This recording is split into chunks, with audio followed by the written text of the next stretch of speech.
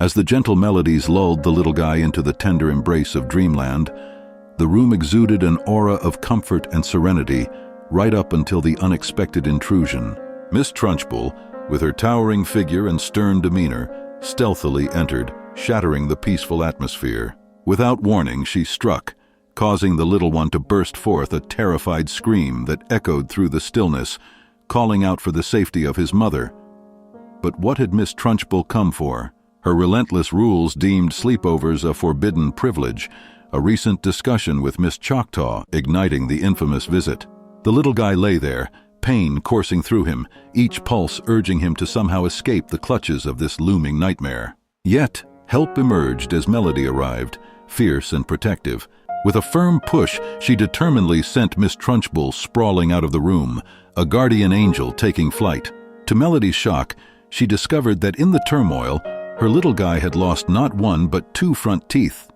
Panic shifted to determination. She couldn't let this stand. Summoning an unexpected strength, she delivered a swift blow to Miss Trunchbull, mirroring her little guy's ordeal.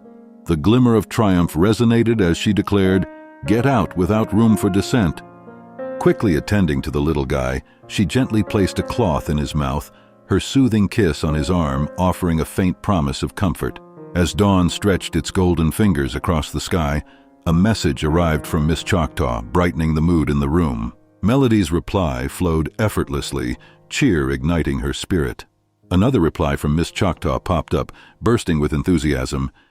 Plans for the coming weekend began to unfold. The prospect of an extra night became tangible in Melody's mind, let alone the party popper emojis that brought a smile to her face. This is going to be fun, she thought, brimming with excitement.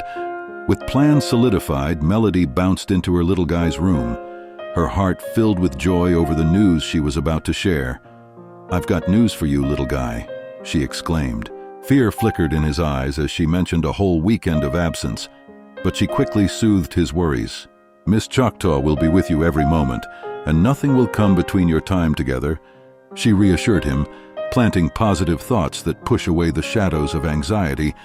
As the week flew by, excitement buzzed in the air. Melody's little guy couldn't wait to see Sarah, the beloved teacher who welcomed him into her classroom every morning. Each day, they collaborated on creative ideas, turning imagination into vibrant projects. However, as the weekend approached, Sarah had some news that made him anxious. "I heard that your mother is going on a retreat this weekend," she revealed, recalling fond memories of when they first met Miss Trump, the school nurse who quickly became a friend to them all. Melody's little guy listened nervously as Sarah reassured him, "There's no need to worry. It's going to be a fun weekend." Holding on to her words, he felt a flicker of hope. Sarah gathered all the students into a circle, her enthusiasm contagious. Suddenly, tiny minuscule beads began raining down from the hall, creating a mesmerizing scene resembling a gentle sandstorm. Sarah's eyes sparkled with delight. "Hold on, everyone. I'm going to grab a bucket, and we will fill this large container with these magical beads." Her excitement set the stage for what was to come. As they filled the container, Sarah's declaration rang out. "Before we dive into fun, we must listen to the sound of a bagpiper playing Scotland the Brave." The melodic notes swirled around them, enhancing the enchantment of the moment. With anticipation, they waited for the last note to fade, the air thick with excitement. Finally, as the final note lingered, they dove into the beads, a flurry of laughter and joy flooding the classroom. Time slipped away, and soon it was time to return to reality as Mr. Cherokee, the principal, appeared at the door. Melody's little guy's heart raced as he realized it was time to say goodbye to Sarah. His anxieties resurfaced with the thought of his mother not being there, but Sarah knelt beside him, her reassuring presence calming his fears. "It's Ms. Choctaw," she said gently, reminding him of the fun they would have together as Ms. Choctaw embraced him. Her warmth soothed his worries. "We'll have an amazing weekend," she promised. They looked forward to an adventure filled with wishes and dreams, a weekend of bonding and joy, as Melody's little guy finally smiled, ready to embrace the time ahead. In the cozy home of Miss Choctaw, Melody's little guy found comfort and familiarity as the twinkling lights and cheerful decorations echoed those of his own home. The centerpiece of this festive space was a magnificent Christmas tree, its branches adorned with shimmering ornaments and golden garlands. With curiosity bubbling inside him, he took a few steps around the room, exploring the festive decor that danced with the rhythm of the season. As bursts of jubilant music filled the air, he turned to Miss Choctaw, his eyes sparkling with mischief, and jokingly called her a copycat. Her laughter rang out, warm and inviting, as she playfully acknowledged his teasing amid the light-hearted banter. Mizzy. Choctaw's gentle demeanor encouraged the little guy to channel his thoughts into something tangible. She proposed an exciting project, creating a wish list for Christmas. Her eyes twinkled with enthusiasm as she handed him a sheet of paper, urging him to jot down his heart's desires. With concentrated effort, the little guy pondered what he truly wanted, yet only one simple wish echoed in his mind, emanating from the core of his childlike innocence. He carefully crafted his wish, accompanied by a drawing that told the story of his longing. Once his masterpiece was complete, he presented it to Missy Choctaw, who bent down to take a closer look.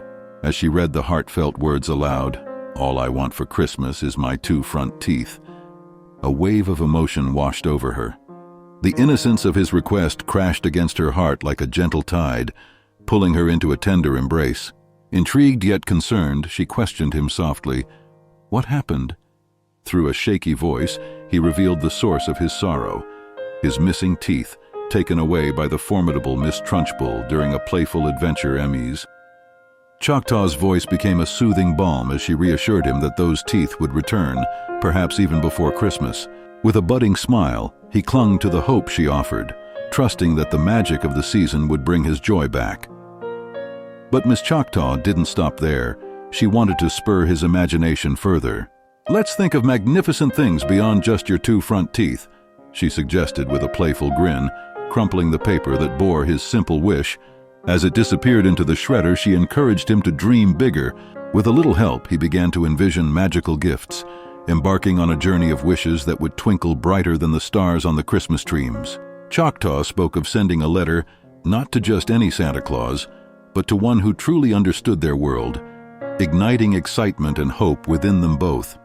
As Melody's little guy and Miss Choctaw finished writing their heartfelt letter to Santa Claus, a sense of unease filled the air. Melody's little guy, filled with trepidation, could only express himself through whistling, a sound that hung heavily in the room. "Miss Choctaw," he whistled, each sound carrying his uncertainty. "What is a little guy?" She asked softly, her voice brimming with warmth. "I don't like the way I sound," he replied, a tremor in his voice that tugged at Miss Choctaw's heart. She understood. It was hard to hear someone you care about feel so defeated. Just then, the phone rang, breaking the weighty cloud of silence. Miss Choctaw answered, her tone bright and comforting. "How's everything going?" A soft, high-pitched voice chirped from the receiver. "Everything is going well," she reassured. "We actually decided to do wish lists today." A sense of hope flickered in the little guy's heart as Melody's curiosity piqued. "Did my little guy wish for what he wanted this year?" she inquired. "Yes," Miss Choctaw responded, but his first list only contained one thing. "What is that?" Melody asked incredulously. The answer sliced through the air. All he wanted was his 2 front teeth. Melody was horrified, her dismay palpable. "Why would he only want that?" she exclaimed, struggling to comprehend. Miss Choctaw nodded knowingly. "It's because of Miss Trunchbull." The mention of the name sent a wave of understanding through Melody. "I know," she replied somberly.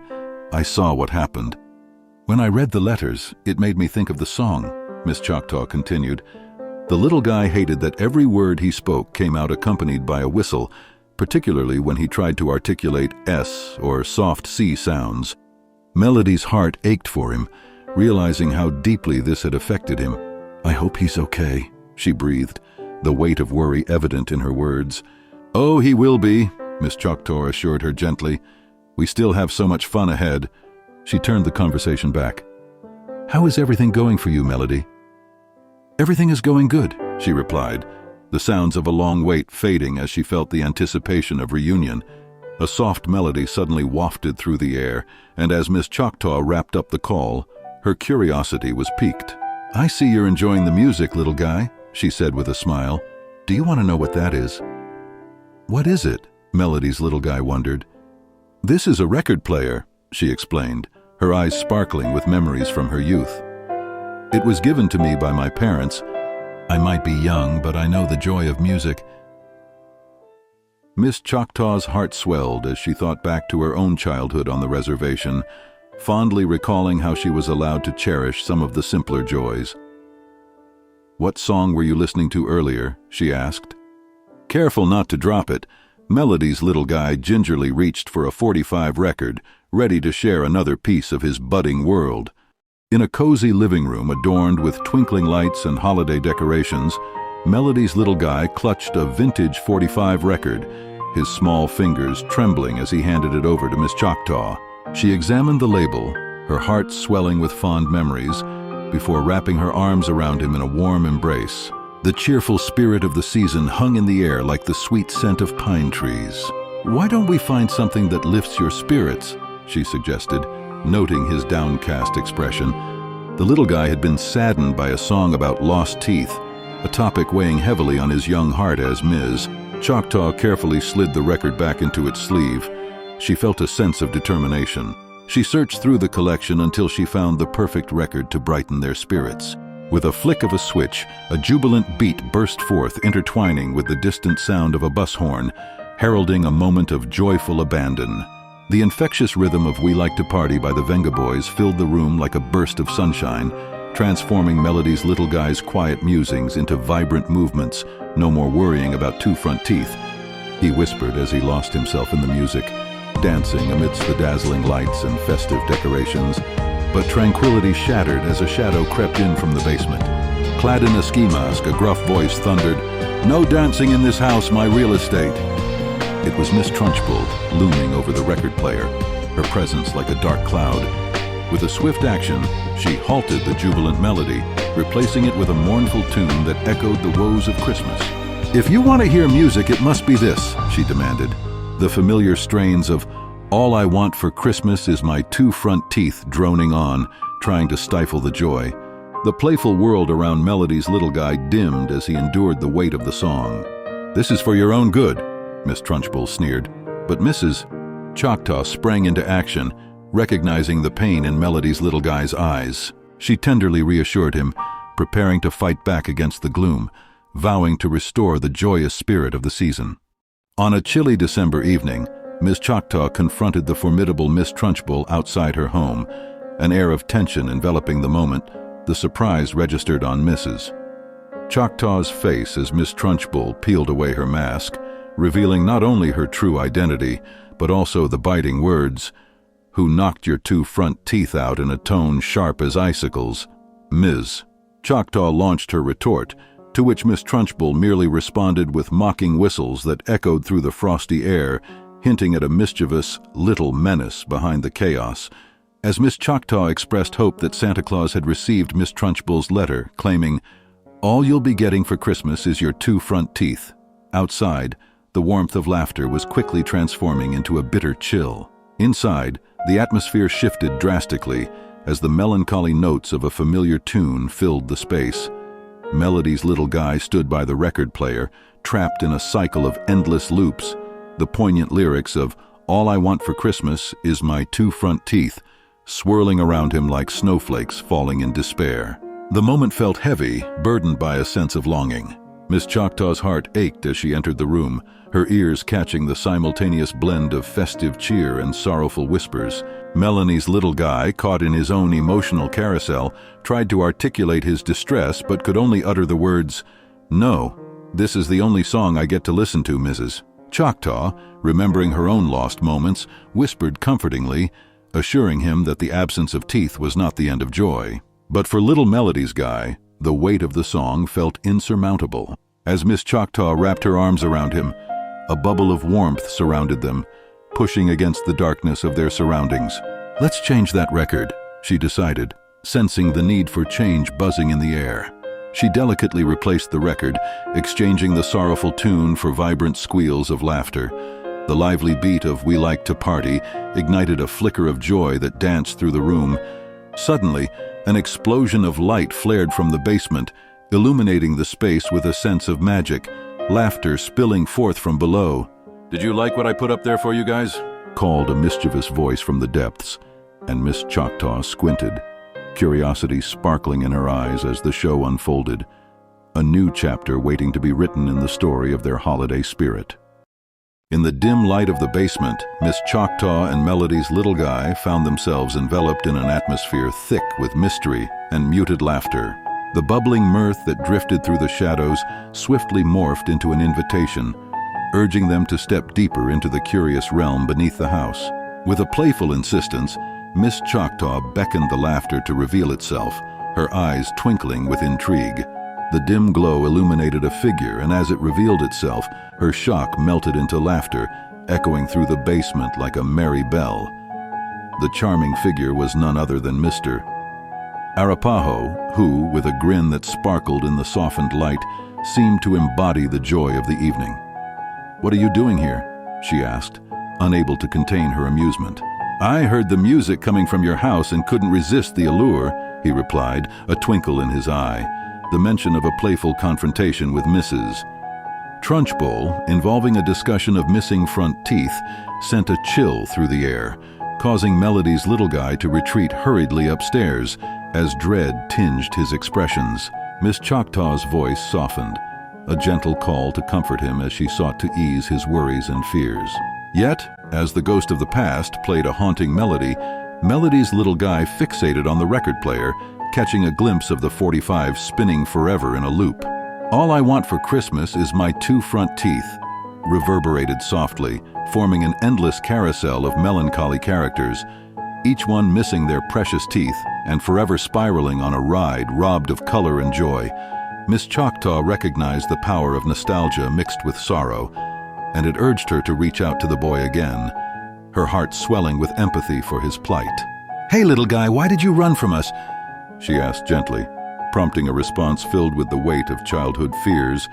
Yet there was a glimmer of hope in the air. Perhaps laughter could overcome the sadness of lost teeth, if only they chose to dance instead of dwell on loss. In that gray basement, a dance of resilience began to take root, whispering to them to let go of their worries and find joy amidst the echoes of laughter. As Mr. Arapaho took the 45 record from the turntable, he treated it with the care of a treasured memory, safely returning it to its sleeve. In its place, he carefully dusted off the vibrant Venga Boys record, placing it on the turntable as they welcomed a twinkling disco ball that ignited the space with shimmering light. But just then, a peculiar figure emerged, a robot with an uncanny resemblance and an imposing voice declaring an odd blacklist on the revelry. "No dancing allowed in this house. Only my 2 teeth can play," it intoned, sending ripples of unease through the room together. Miss Choctaw and Mr. Arapaho exchanged bewildered glances, realizing they had stepped into a world shaped by uncertainties and oddities, yet still holding the potential for laughter to conquer the shadows. The night, steeped in magic and laughter, promised an adventure unlike any other, as they embraced the hair-raising mystery of the mechanical guardian and the carousel of lost front teeth. As the living room transformed into a dazzling spectacle under the shimmering lights of the disco ball, Miss Choctaw's curiosity heightened with each sparkling reflection. Was this robot simply a whimsical addition, or did it wield a more sinister purpose? She pondered if Ms. Trunchbull had orchestrated this bizarre intrusion, crafting a puppet to maneuver through their space with ominous intent. The atmosphere thickened, ripe with uncertainty, as the robotic figure broke the silence and exclaimed, "Hey, little menace, it's time to listen to that song." With surprising agility, the robot glided over to the record player, its mechanical limbs moving with a grace that suggested advanced programming. It effortlessly lifted the vibrant Venga Boys record, replacing it with a melancholic 45, its dull whistling notes ringing through the air. The catchy yet sorrowful tune struck a chord deep within Melody's little one, evoking memories as vivid as a carousel's spinning dreams, yet this carousel's joy was strangely absent. Here the characters wore expressions of sadness, framed by their missing teeth, reminiscent of childhood's fleeting innocence. Mr. Arapaho and Miss Choctaw exchanged glances, their concerns mirrored in each other's eyes. "Is everything okay?" Miss Choctaw asked, her voice laced with worry. Watching the robot operate like an obedient marionette, She felt a mix of determination and dread. She gently cradled Melody's little guy, wanting to shield him from the echoing reminder of lost smiles. In this surreal landscape of teethless characters and looping melodies, the two resolved to confront the source of the chaos. The haunting strains of All I Want for Christmas Is My Two Front Teeth played on repeat, underscoring their mission with each refrain as Mr. Arapaho dissected the robot's inner workings. His mind raced to uncover the truth. He had to unravel Miss Trunchbull's plot and dismantle her cruel creation. Yet the question hung in the air: how had this machine gained autonomy? The thoughts clashed until Mr. Arapaho struck inspiration. He produced a different record. The familiar crackling of the needle signaled hope. As the stirring sounds of Scotland the Brave filled the room, Melody's little guy beamed with delight, the weight of the melancholy robots momentarily lifting. The simple act of music transformed the atmosphere, connecting the past with the present through joyful notes and heartfelt smiles, setting the stage for a triumphant resolution. In a cozy living room adorned with the twinkling lights of a disco ball, two friends danced joyously, their laughter echoing softly against the walls. Mr. Arapaho, with an inquisitive spark in his eyes, had taken it upon himself to dissect a peculiar robot that had been humming quietly in the corner. As he reached for the first component, the robot erupted into a cacophony of sound, its voice a curious imitation of Melody's little guy. It lamented with great volume, its emotion evident as it sang, "All I want for Christmas is my two front teeth." Even the neighbors down the street turned their heads, drawn to its heart-wrenching echoes, each note infused with an air of desperate yearning. Melody's little guy, with tears glistening in his eyes, found himself reflecting the robot's sorrow. The room transformed into a sanctuary of emotions as Miss Choctaw leaned closer, cradling him gently like a cherished treasure. Her soft murmurs were like soothing whispers, reminiscent of a bagpiper's calming song. "Everything is okay, little guy," she reassured, but the heartfelt sobs only spilled forth in response. The chant of the robot struck a chord, resonating deeply within him. It was a profound reminder of a rule he couldn't escape.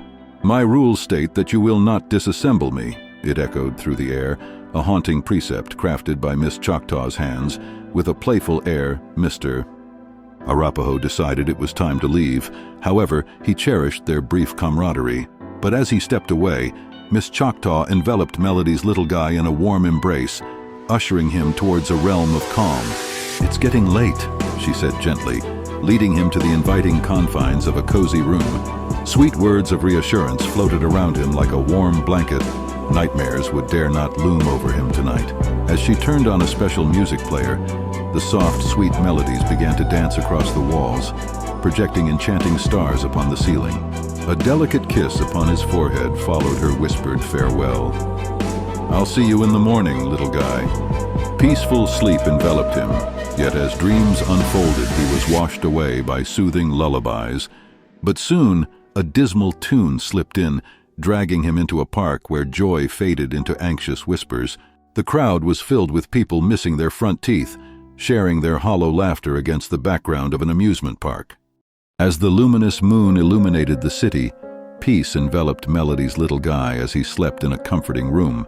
Nearby, Miss Choctaw breathed in the soothing ambiance of their cozy house, a sanctuary where worries faded into the night. The room cradled him in warmth, but his mind drifted elsewhere, far beyond the serene comfort of his surroundings, into a dream both whimsical and peculiar. In the realm of dreams, a fantastical amusement park emerged before him, a magical space where every moment sang with innocent joy and laughter. Characters appeared with wide smiles, yet every face bore a charming quirk, two front teeth missing, transforming their expressions into playful grins. The carousel at the heart of the park spun gently, but instead of vibrant colors, it held an odd assortment of horses and other animals, all sharing the same characteristic charm of obscured dental features. The only melody that wafted through the air was "All I Want for Christmas Is My Two Front Teeth," creating an absurd symphony that contrasted the cheerful ride. Yet amidst this whimsical chaos, distress crept into his dream. As the little guy stirred, helplessly, soft whimpers escaped his lips. Miss Choctaw, ever vigilant, heard the lonely sounds filtering from his room and rushed to his side, concern etched in her voice. "Is everything okay?" she gently inquired. With a heavy heart, he replied, "No, there's a carousel with all the animals missing their 2 front teeth." In that tender moment, Miss Choctaw reassured him, "There's no carousel here, my dear. It was just a dream, a fleeting illusion." He explained with childlike wonder, but it felt so real. The melodies were enchanting, just like the music box. Miss Choctaw, with her calming presence, encouraged him to focus on the soft lullabies around them. Her voice, a comforting balm, swayed him back towards slumber. She softly hummed, sweeping away the remnants of his bizarre nightmare. And just as tranquility graced him again, another dream began to blossom. In this new dreamscape, a robot came into play, belting out the same song, until it was abruptly silenced by a kind woman's hand, a gesture born from the shared struggle of an unseen child grappling with lost teeth. This enigmatic figure, affectionately named Alyssa, left a lingering curiosity. Did she truly exist outside his dream? With dawn breaking on the horizon, his slumber shimmered with questions unanswered as he welcomed the new day, blending reality with the remnants of his enchanting dreams.